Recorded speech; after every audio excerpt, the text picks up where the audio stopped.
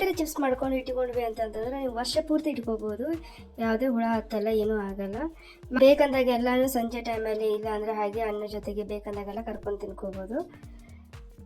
ಭಾಳ ಸಿಂಪಲ್ಲು ಮತ್ತು ತುಂಬ ಈಸಿ ರೆಸಿಪಿ. ನೋಡಿ ಎಷ್ಟು ಚೆನ್ನಾಗಿ ಬಂದವ, ನೀವೇ ನೋಡ್ತಿರ್ಬೋದು. ಇದು ವರ್ಷ ಪೂರ್ತಿ ಇಟ್ಕೋಬೋದು. ನೋಡಿ ಎಷ್ಟು ಕ್ರಿಸ್ಪಿ ಆಗ್ಯಾವ ಅಂತ.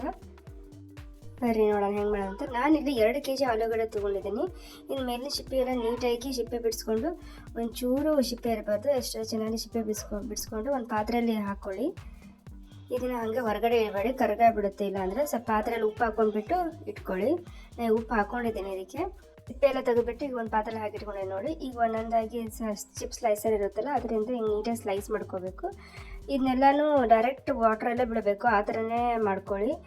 ಇಲ್ಲ ಅಂದರೆ ಹೊರಗಡೆ ಬಿಟ್ಟು ಆಮೇಲೆ ಮಾಡ್ಕೊಂಡ್ರೆ ಕಪ್ಪಾಗಿಬಿಡುತ್ತೆ. ಅದಕ್ಕೋಸ್ಕರ ಸ್ಟಾರ್ಚ್ ಕಂಟೆಂಟ್ ಅನ್ನೋದು ಹೋಗಬೇಕು. ಇದು 3-4 ಬಾರಿ ತೊಳಿಬೇಕು ಆ್ಯಕ್ಚುಲಿ. ಇದು ನೋಡಿ ಈ ಥರ ನೋಡಿ ಎಷ್ಟು ಚೆನ್ನಾಗಾಗಿದೆ ಅಂತ. ನೋಡಿ ಈ ಥರ ಸ್ಲೈಸ್ ಮಾಡ್ಕೋಬೇಕು ನೀವು. ಇದನ್ನ ಇನ್ನೊಂದು ಪಾತ್ರೆ ಶಿಫ್ಟ್ ಮಾಡ್ಕೊಳ್ಳೋದು. ಹಾಗೆ 2-3 ಪಾತ್ರೆಲ್ಲ ಶಿಫ್ಟ್ ಮಾಡಿಕೊಂಡು ಚೆನ್ನಾಗಿ ತೊಳ್ಕೋಬೇಕು. ಇದೆಲ್ಲ ಒಂದು 3-4 ಸರಿ ತೊಳ್ಕೊಂಡಿದ್ದೀನಿ. ತೊಳ್ಕೊಂಡಾದ್ಮೇಲೆ ಈ ಒಂದು ಪಾತ್ರೆಗೆ ಉಪ್ಪು ಹಾಕಿಬಿಟ್ಟು ಕುದಿಯಕ್ಕೆ ಇಡೋಣ. ಇಷ್ಟು ನೋಡಿ, ಇಷ್ಟು ಕುದಿ ಬಂದ ತಕ್ಷಣ ನಾವು ಇವಾಗ ಏನೋ ಚಿಪ್ಸ್ ಎಲ್ಲ ಮಾಡ್ಕೊಂಡಿದ್ದೀವಲ್ಲ ಸ್ಲೈಸ್, ಅದನ್ನೆಲ್ಲವೂ ಇದಕ್ಕೆ ಹಾಕೋಣ. ಈಗ ನೋಡಿ ಇವಾಗ ಹಾಕಿದ್ದೀನಿ.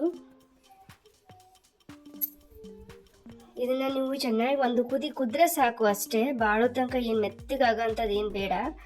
ನೋಡಿ ಇಷ್ಟು ಕುದ್ದಿದೆ, ಇವಾಗ ಇಷ್ಟು ಕುದ್ರೆ ಸಾಕು. ನೋಡಿ ತೋರಿಸ್ತಾ ಇದ್ದೀನಿ ಎಷ್ಟು ಮಟ್ಟಿಗೆ ಆಗಿರ್ಬೇಕಂದ್ರೆ. ನೋಡಿ ಇಷ್ಟು ಟ್ರಾನ್ಸ್ಪರೆಂಟಾಗಿ ಆಗಿದೆ. ಇಷ್ಟು ಟ್ರಾನ್ಸ್ಪರೆಂಟ್ ಆಗಿ ಚೆಂದ ಸ್ವಲ್ಪ ಮೆತ್ತಗಾದರೆ ಸಾಕು. ಇವಾಗ ನೋಡಿ ಇದಿಷ್ಟು ಈಸಿಯಾಗಿ ಹರಿಬೋದು.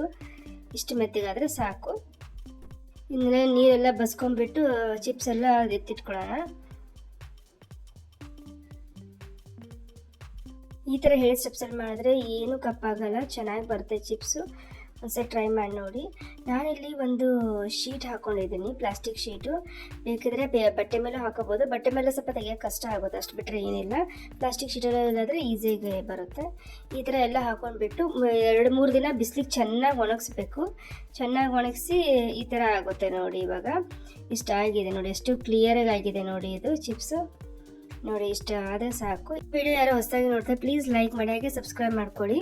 ಇಲ್ಲಿ ಎಣ್ಣೆ ಕಾಯಕ್ಕೆ ಇಟ್ಟಿದ್ದೆ, ಈಗ ಒಂದೊಂದಾಗಿ ಕರು ತೋರಿಸ್ತೀನಿ ನೋಡಿ ಎಷ್ಟು ಚೆನ್ನಾಗಿ ಬರುತ್ತೆ ಅಂತ. ನೋಡಿ ಎಷ್ಟು ಈಸಿಯಾಗಿ ಚಿಪ್ಸ್ ಮಾಡ್ಬೋದು ಅಂತ, ಬೇಕಂದಾಗೆಲ್ಲ ಮಾಡ್ಕೊಂಡು ತಿನ್ಬೋದು. ಎಷ್ಟು ಚೆನ್ನಾಗಿ ಬಂದಿದ್ದಾವೆ. ಇನ್ನು ಹಾಕಿದ ತಕ್ಷಣ ಇಮಿಡಿಯೇಟ್ ತೆಗೆದುಬಿಡಬೇಕು, ಭಾಳ ತನಕ ಇಟ್ಕೊಂಡ್ರೆ ಕಪ್ಪಾಗಿಬಿಡುತ್ತೆ. ಇಲ್ಲಾಂದರೆ ನೋಡಿ ಎಷ್ಟು ಚೆನ್ನಾಗಿ ಈಸಿಯಾಗಿ ಕ್ವಿಕ್ಕಾಗಿ ಚಿಪ್ಸ್ ಮಾಡ್ಕೋಬೋದು ಅಂತ.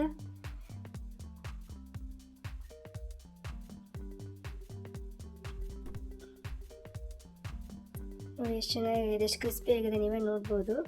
ನೀವು ಇದನ್ನ ಹಾಗೇ ತಿನ್ಬೋದು, ಇಲ್ಲಾಂದರೆ ಸ್ವಲ್ಪ ಖಾರ ಉಪ್ಪು ಹಾಕ್ಕೊಂಡ್ಬಿಟ್ಟು ತಿನ್ಬೋದು, ಚೆನ್ನಾಗಿರುತ್ತೆ. ನೋಡಿ ಇಲ್ಲಿ ಖಾರ ಉಪ್ಪು ಹಾಕಿ ತೋರಿಸ್ತೀನಿ ನಾನು ನಿಮಗೆ.